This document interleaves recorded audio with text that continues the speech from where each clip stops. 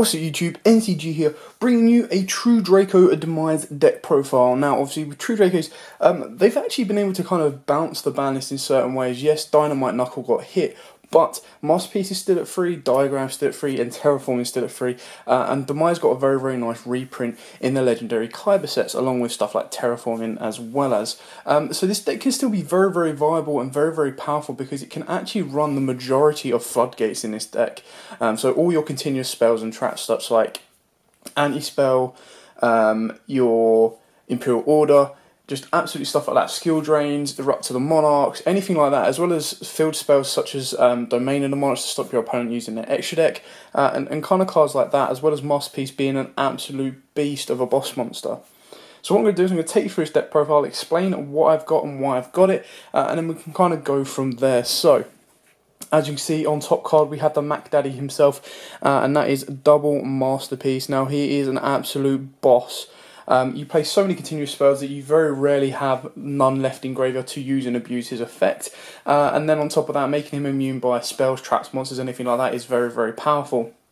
Ideally, at this moment in time, if you're going first, which is what this Demise build is for, you kind of want to make him immune ideally by spells and monsters, because then their traps still have to be set. So while they're setting their traps during the end phase and during their turn, you're just popping their back row, not worrying about monster effects destroying you, or stuff like ogres and everything like that.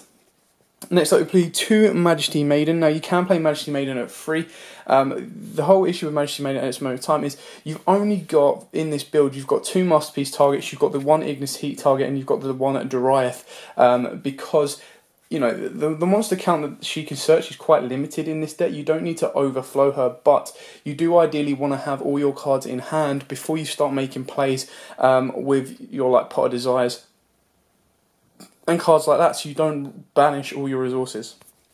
The 1 Ignis Heat, because it is only at 1, and then the 1 at Doriath, you don't have to play him. He's just a nice little option because you can put him on the board at 2100 base attack, but then he can be a 2400 attack, and then when he's tribute summoned successfully, if he gets destroyed, you special summon 1 from your deck. Now, this doesn't seem like the best of things, but sometimes it is an option to kind of help float your monsters around if you don't have return, because obviously return is at 1. Next up, the absolute best card in this entire deck is triple Amanawato. Now, if you don't know what Amanawato does, you normal summon it, and then other monsters cannot activate their effects except spirit monsters, and then during the end phase, this bounces back to hand. So the whole idea is you normal summon this guy, it stops your opponent activating Ash, Droll, ogres, anything like that in their hand, so you can literally then just go off and your opponent has no response. The amount of times that this has actually won me games is unreal. On top of that, when he's normal summoned as well, if your opponent had any card on board or monster on board that could probably disrupt your plays, Amanawato shuts them down for that entire turn. Yes, he can be a brick, but ideally, when he becomes a brick, you pop him with your Diagram. But what I've kind of mostly done in the plays is I've done all my normal summon Amanawato, done all the searching, the drawing, and all that stuff uninterrupted, and then during the end phase, if I feel he'll be beneficial for me to bounce him back, then I'll only do a 1 monster tribute. But if I feel he's done his job now, I just get a Masterpiece on board that's immune by spells and monsters, and then I've got fodder in the graveyard to start dealing with my opponent's back row, which is very cool and powerful. Onto the spells, we've got triple Card of Demise, you know, straightforward on this one. You don't special summon, the majority of your monsters are all normal summoned, which is why I don't have an extra deck. And you just get to consistently draw cards that you need. Sometimes you'd be drawn into 2, but ideally you just use the additional normal summons of your spell cards, especially with Amanawato on board. They can't Ghost Ogre them, and then you just push your plays further forward. Triple Pot of Duality, again, don't special summon. The amount of times you Duality into Demise and go from there, or what you need, is very consistent and powerful. Triple Diagram and triple Terraforming to search it out because it is that important, and then if these become dead, you just pop them with Diagram. Triple Heritage, again, very cool card, lets you give you additional draws as well. The draw power in this deck is unreal, pretty much second to none in certain like decks basically. Triple Disciples, because you can burn through your resources with limited Ignisters and stuff like that. Disciples is just, again, another nice one of a Daigusto Emerald for your Dracos, which can be very helpful. And obviously both the spells have the effects that when they leave the field, they pop your opponent's back row, so that can be very helpful for clearing dangerous back row. Double Pot of Desires. It's a good card. It can be quite risky in the sense that, but like I said at the start, you have to make sure you have all your pieces in hand. You need to make sure you've got at least one Masterpiece in hand, one Ignis Heat, and then at least one Majesty Maiden, and then activate your Desires. Or you play this with an absolute risk, and it could end up losing you the game. So you have to be very, very careful, but the +2 cards can actually win you the game as well. One Mono Stormforth because it's busted.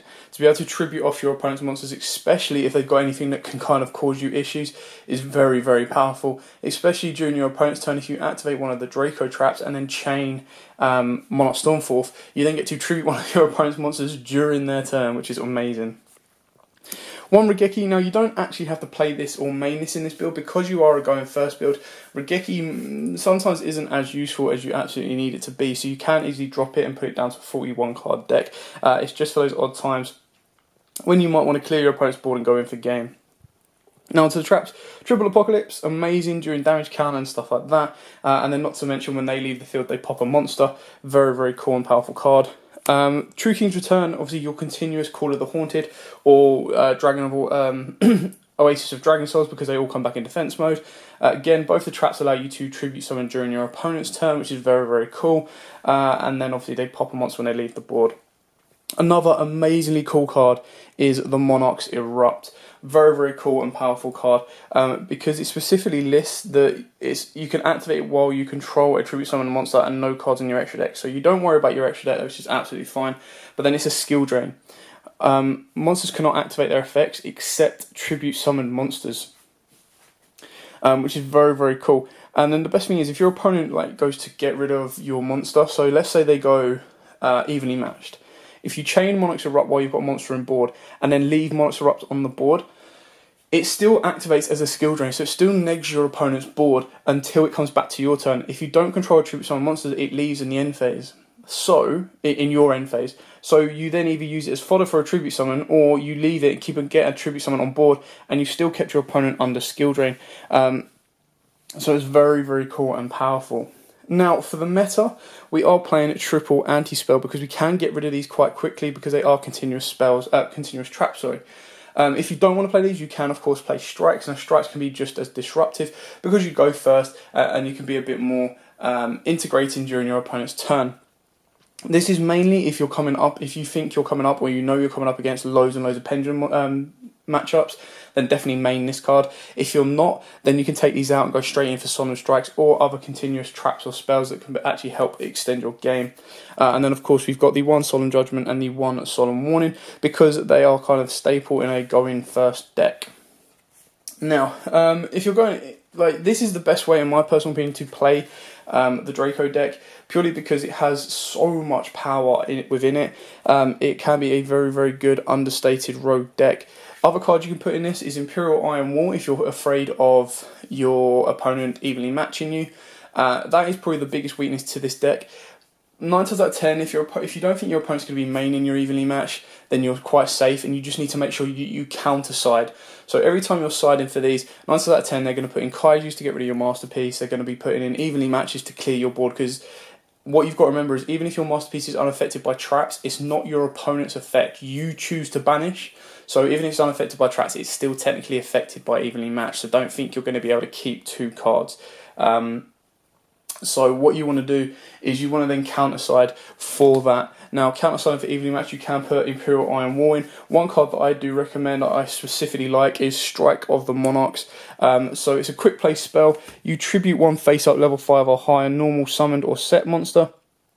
Then target 1 face-up card on the field, negate its effects, then draw 1 card. So you get to plus off of it, you get to negate evenly match while it's on the field, and then during your main phase, if this card is in your graveyard, you can banish this card, then declare 1 attribute. All face-up monsters currently on the field become that attribute until the end of the turn. So this might actually work quite nicely in True Draco, True King, because then you can turn all your monsters into fire or wind or water, and then start abusing the pop effects of course, the True Kings. So Strike of the Monarchs is very, very useful, especially with it being a +1. The only downside is it's quick play, so once it's been used, that's it, it's dead.